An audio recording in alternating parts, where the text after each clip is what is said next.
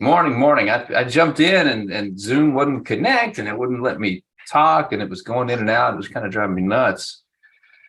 Good morning, Clark. Hey, good morning, guys. All right, let's give people another second. Mark, I thought about you. I don't know if you saw my post this morning. I meant to send it to you. Please do. I read your And one from last week. That was helpful. Thank you again for that.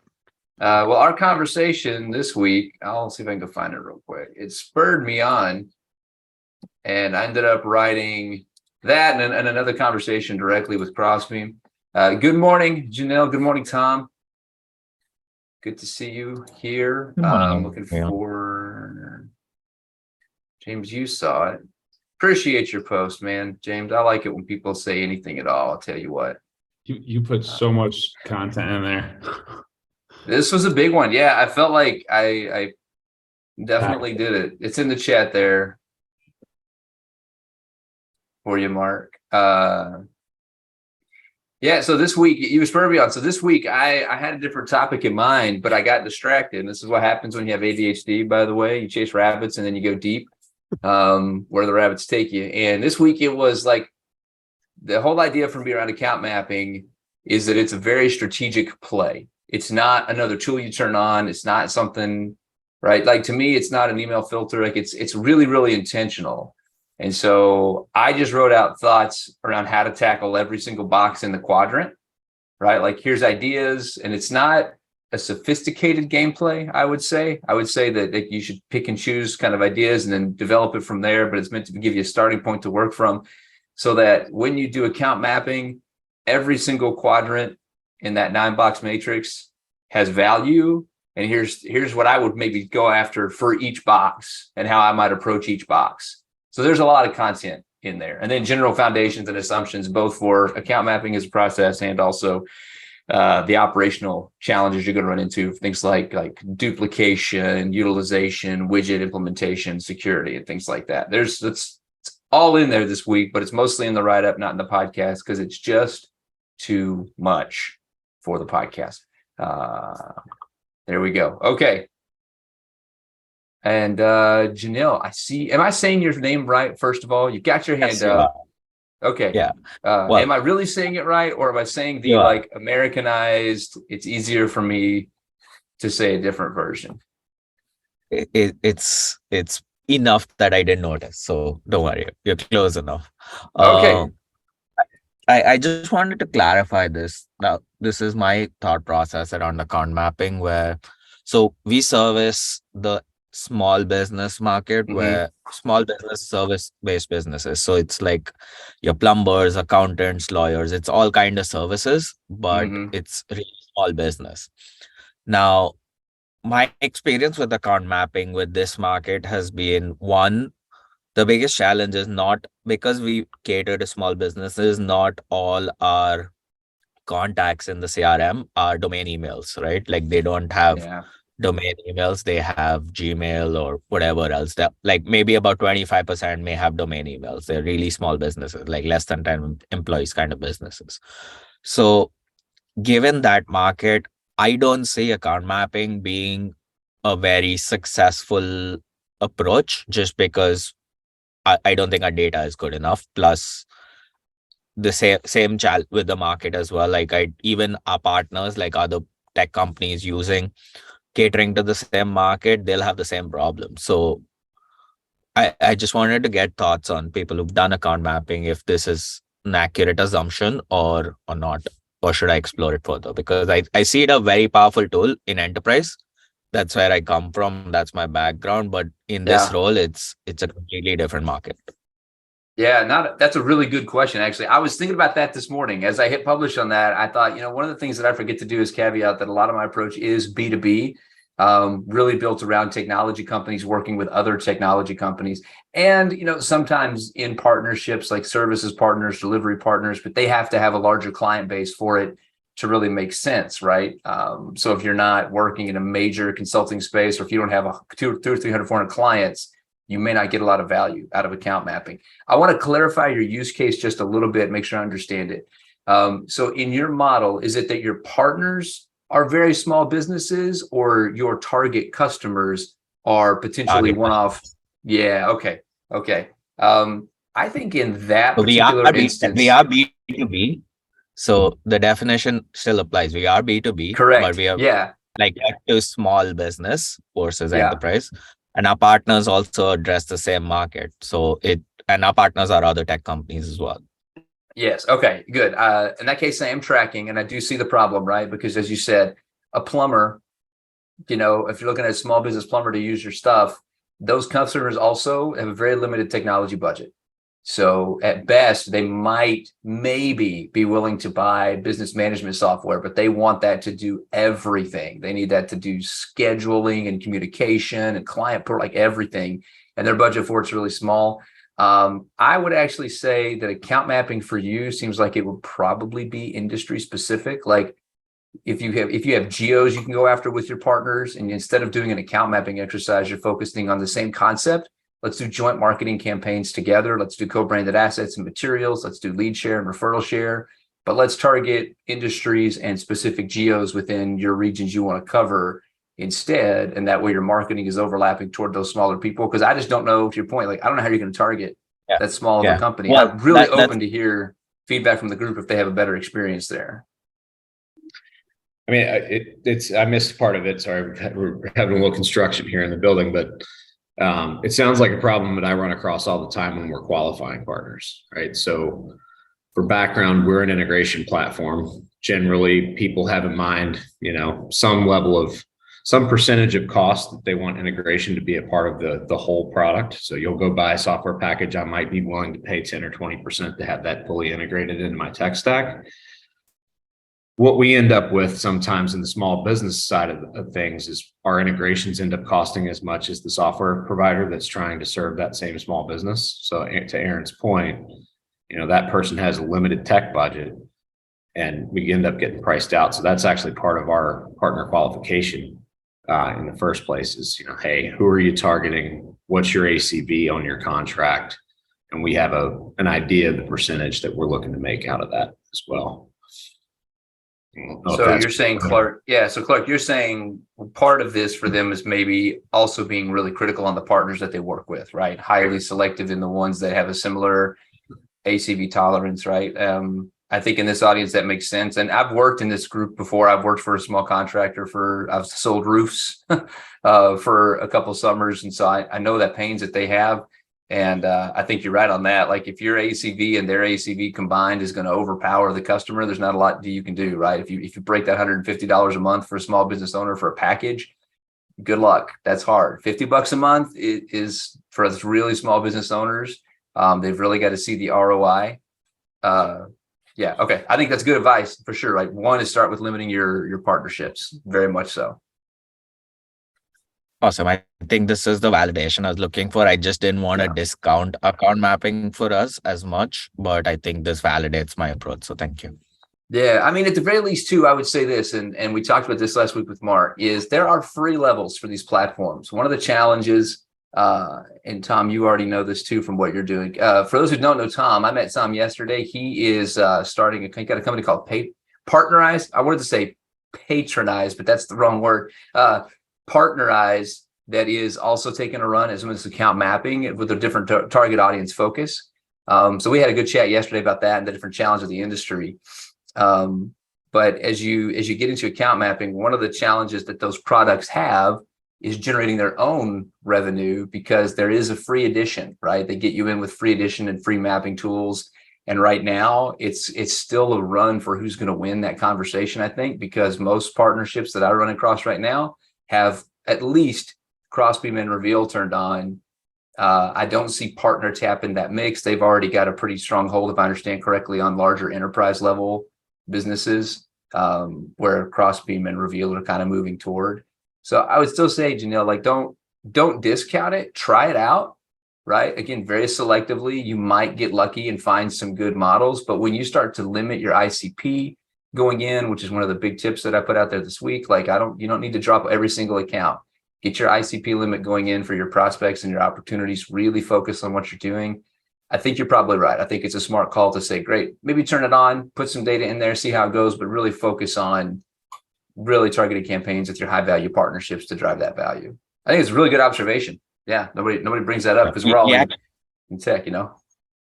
it's a different market, right? So we Mhm. eventually narrowed down to the approach of working with other tech partners on franchise deals because we know that data quality on multi-seat and franchise deals would be better, and they would even have the appetite to pay for a more complex product, which is joint solution between us and our partner. So we're taking that approach, just like narrowing it down to size of the business rather than industry as much. Gotcha. That's interesting too. So, side question, and if we have other questions, I want to make sure we get to those too. Does that mean, well, do you have an account-based marketing rhythm? Like, are you setting up targets for accounts you want to work with based on employee size? Then you've got your ICP. It's more outbound for for franchise locations for us. So we basically have a target list of accounts we want to go after. We map that with the partner's target list or Yeah. something similar. Okay. And we do have the budget for jointly like pixel sharing and doing other things to target those accounts, but it's not as formal as an account-based marketing plan, just because like I've seen more formal account-based marketing plans, and this is not one of them. It's just again the Okay. size is Yeah. again enterprise and small business is just catered very differently. Also, franchising is like it's tricky what the franchise can dictate versus what the franchisee decides. So that Yeah. is different between franchises as well. So that kind of narrows our focus quite a bit. That's why we just leave it out in the open, a line on what kind of franchise. Like, for example, one of our partners is a CRM for home service based businesses. So what we've done with them is we've given them a list of home service franchise businesses that we want to focus on. And they've said, okay, we care about 10 out of the 15 on your list. Let's just focus on working on these 10 together. Okay. Okay. Yeah. Franchise work is tricky, right? Because the franchise owners, the people who build the franchise, they may or may not have prescribed solutions. And that's really where you want to be is great. Hey, primary franchise creator, let me be a prescribed solution for all of your franchisees. That way there's some guarantee. Every time they close a new franchisee, you get a new lead, you get a new opportunity. And the more prescriptive they are, the better that is for you. But that can also be tricky to get into because then the franchises are tying their overall success to your overall success. And that's a big ask. If they want to make a big shift, that becomes challenging. Yeah, I've worked in some of those spaces. Those are very interesting challenges, and they add some unique wrinkles, I think, to this account mapping piece. So thanks for throwing that in there. Elizabeth, welcome. Glad to see you. We just been talking about account mapping this morning again. It's just been a hot topic with everything going on. What else is on anybody's mind? Anything else you're looking at, you're working on? Quiet group. So this morning I was trying my best to figure out attribution modeling in Salesforce a little bit, which is a beast of its own and a whole can of worms we could talk about. Yeah, that's a fun one. Attribution is I think that's going to continue to be like the hot topic for a lot of companies right now. I think because it falls into those two buckets. Are you looking at like general influence attribution for lots of different types of influence models, or more of like a direct sourcing deal X came from partner X? We're gonna start simple, right? And our definition of sourced is, did a partner bring us a lead, right? And then what I'm trying to capture in the more difficult part is influence.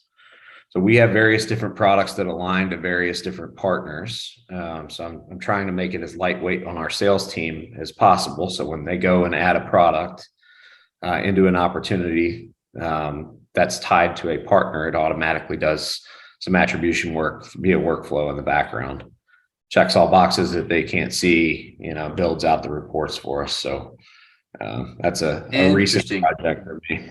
Does that mean that, just for me to get clarity, the product you're selling is inherently coming from a partner every time? So if you're selling a specific product, that's because that product came from partner X. And so by default, you're giving them influence credit because it's their product? Yeah, so almost. That's very close. So if we sell product X, it could be, there's always a partner involved. It could be partner A, B, or C, right? Yeah. But that product is supported by one of our 3 or 4 partners in that space. It's just picking from a field, which partner do we allocate the influence to? And we're just making the broad assumption that our sale is at least in part attributed to that partner based on the fact that we're really supporting the integration to that particular company's product in our case.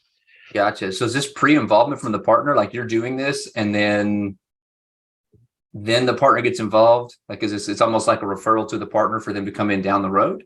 Can be that. It can be a customer Interesting. that our direct team is already working with on any number of products, and they say, hey, I want to buy a visibility solution. I want to know where my stuff is, right?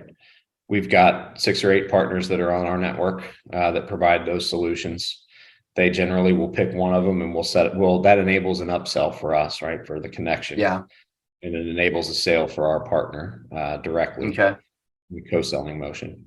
Okay. So I'm just trying to capture that influence in our attribution model. Yeah, I think that's an interesting approach, right? Because most of the conversations that I hear about influence are the partner, we have an open deal, right? An open opportunity that we're working through, and the partner sourced it. So by default, they sourced it, they influenced it. So now we're going to double dip. They get source credit and influence credit. The reps that are working that partner get excited because they may have quota on both, which seems kind of strange too, right? Did this just zoom in on me? It does that sometimes when I hold my hands up. Sorry. Okay. Did it? No. Nope. There it is. There it is. Yeah. I have to be careful. I always turn my selfie up and I don't know how it looks. So that was one challenge, right? It's source. It came in from a partner. That's really, really easy, right? That's just lead source equals partners attached to the deal. There's a lot of ways to do that. But doing it the way you're doing it is almost like, well, we're going to give you credit because you have a product that our customer wants. So therefore, you've inherently influenced the deal because you built something they want and we're going to sell it to them, which is a little bit different approach than, well, we have an open deal and we need the partner to introduce us to someone, to build the road with us, to do a code demo, to do some co-selling, right? That's after motion or in motion process. So that's an interesting challenge. I suppose you still have that challenge to solve too, right? And would you be able to do that in the same way, like with the same data model? That is another challenge that I haven't tried to tackle yet. That one I think is the more difficult, right? Like, yeah, multiple partners involved, multiple demos involved. Luckily it's less frequent, so I can get 90% of the way with just sourced and influenced the way that I'm approaching it now. But that's interesting. That's really interesting. I will say that like for influence, I've tried it a couple of different ways. Doing it directly on the opportunity becomes challenging because, well, when I first was asked to do this and somebody said, well, I want to be able to track multiple partners on a single opportunity. So I went to my friends in RevOps. I was like, hey guys, how are you solving this problem? I can't just have like 5 to 10 reference fields waiting to be populated with partner references on Salesforce opportunity. It's going to crowd the object. It's going to hit system limitations. Almost universally, the people in RevOps would say, just tell them they can only have one. And I'd say, you guys don't work in partnerships. You don't get it. And increasingly going forward, influence is going to be multi-tiered, right? Like the ability to say, okay, I have 3 partners influencing this deal.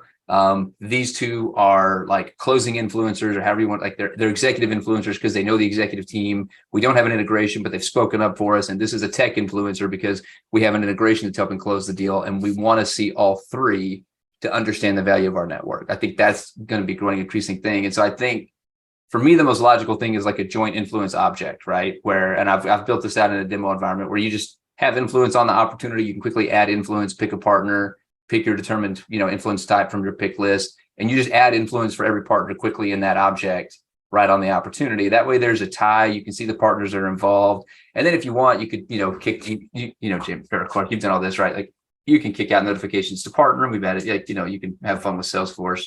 But that seems to be, for me at least, the most flexible model because it lets you work with influence as a separate item without the stress of having to worry about, are we messing with the core opportunity itself and confusing direct and causing headaches for direct. Has anybody else solved this problem on the call? I think it's a familiar problem. I see Elizabeth letting us know. So that's funny that because Salesforce does have a, if you have a partner license in Salesforce, it's got its own opportunity partner object, which is effectively the junction object that you're talking about, right? So that's how. Okay. That's how we did it at Amplitude too, Aaron, when I was there. Okay. And it got a little confusing the way it worked too, because it would just keep adding them to the main account partners. So you'd have multiple listings.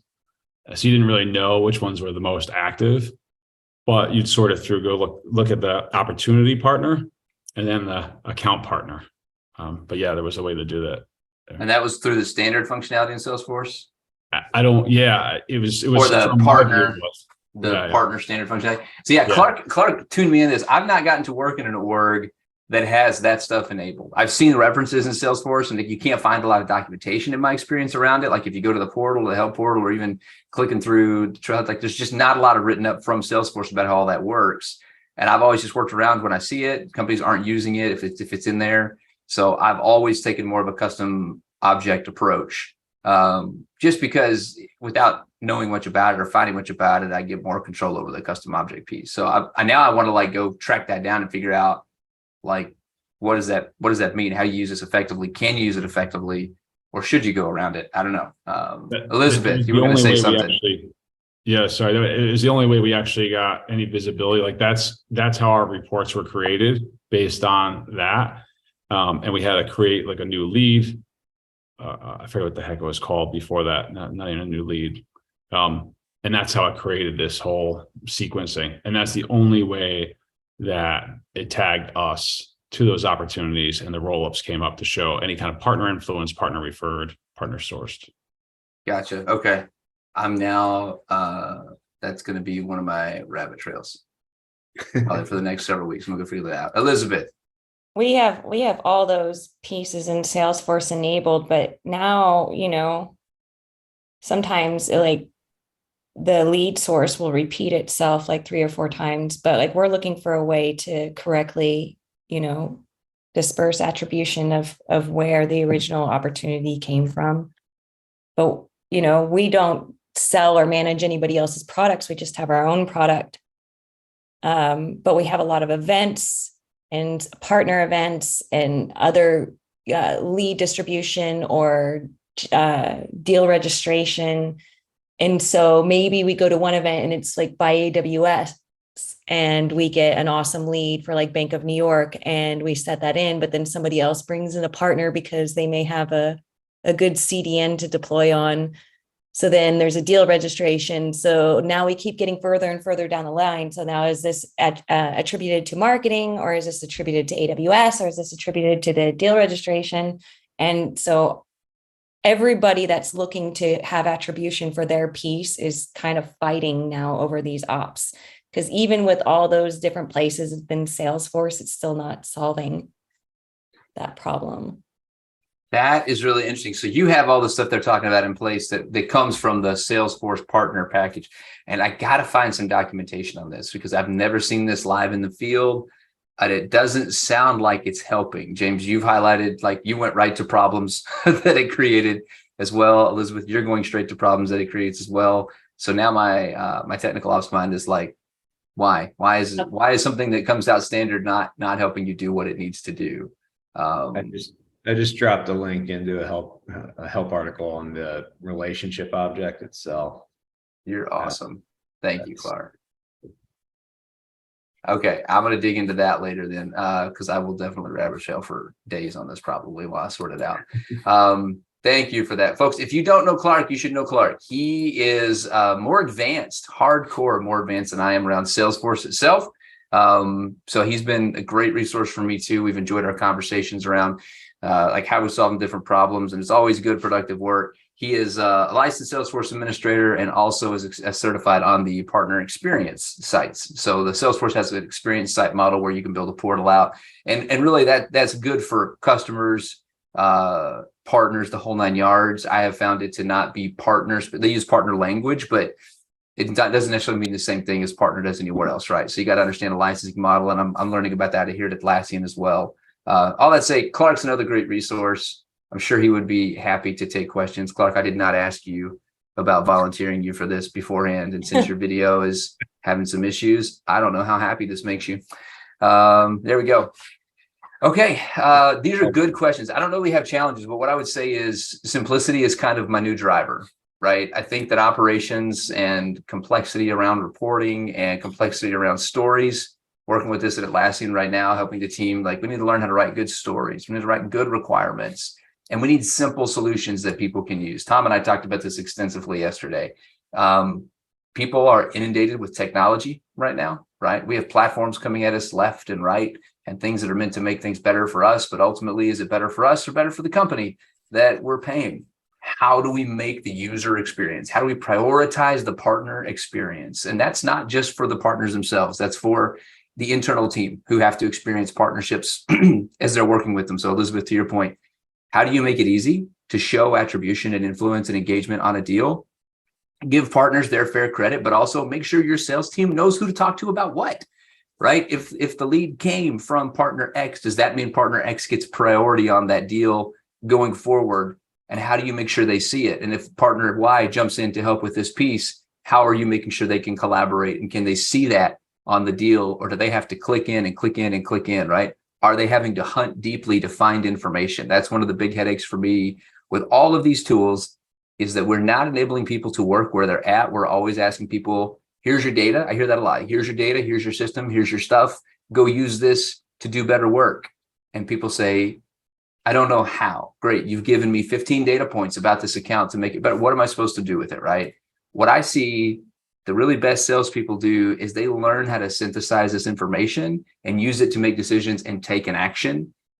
I would say that maybe 90% of salespeople, this is not a knock on salespeople. This is it's an attuned skill you have to develop.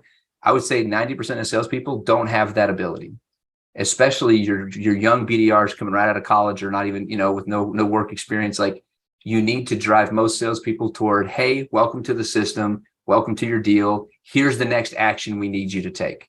Reach out to partner X and set up an introduction. Make a phone call today to this partner based on their rhythm in the right. Where do they fall in the account model in terms of their purchase awareness phasing, whatever you're doing, right? That's where I think a lot of it goes. I think that comes to your point, Elizabeth, around what are the headaches that we face? Well, this is really complex. We have data kind of living everywhere. We don't really know what we're tracking. Focus on simplification. And if it's not simplifying your life, don't do it, right? The more operational stuff you create, the more headache you have for back-end debt, back-end management. You're going to need people. You won't be able to scale. Like, these are all critical things, and smaller companies need to pay more attention to these pieces.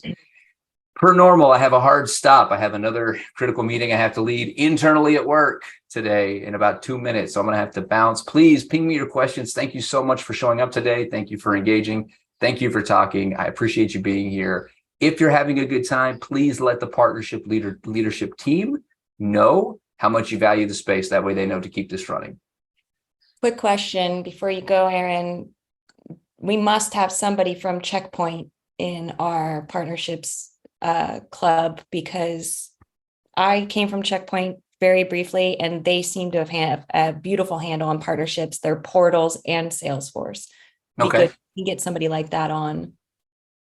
I will look for them. I've not actually heard of Checkpoint before, so I will make a note and I will look for them and see if we can bring somebody in. Thank you. Y'all have a good day. Bye. Have a good one. Thanks as always.